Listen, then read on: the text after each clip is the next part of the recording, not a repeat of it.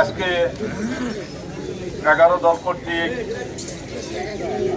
জামাত ইসলামী প্রার্থী দাঁড়িপাল্লা প্রার্থী জনাব বাসীর এক অংশ। আসসালামু আলাইকুম। প্রিয় সাথী ও বন্ধুরা, আমরা কিন্তু পুরান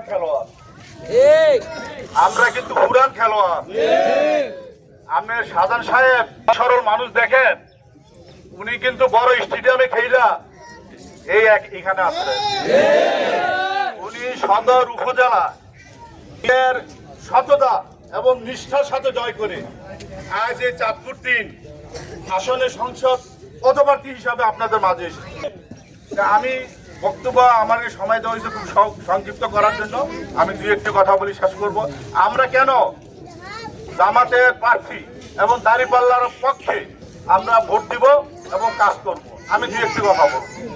আচ্ছা, আপনারা অবশ্যই জানেন চাঁদাবাজ কি দেশে আছে?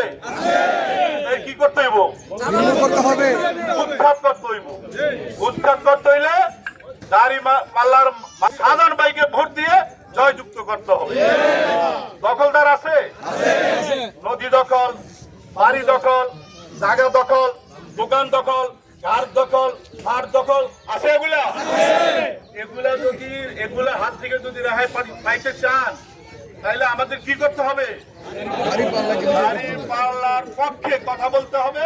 12 তারিখ দাঁড়িপাল্লা মার্কায় ভোট দিয়ে সাধারণ ভাইকে জয়যুক্ত করতে হবে, এর কোনো বিকল্প নাই।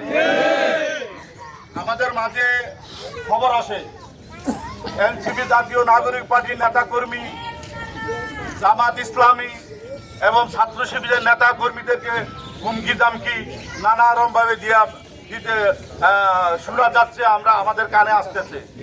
আমরা আপনাদেরকে স্পষ্ট ভাষায় বলতে চাই, আমরা 33 বছরের রাজনীতির খেলোয়াড়, রাজনীতি খেলতে খেলতে এ পর্যন্ত এসেছি। আমাদেরকে দিবেন না।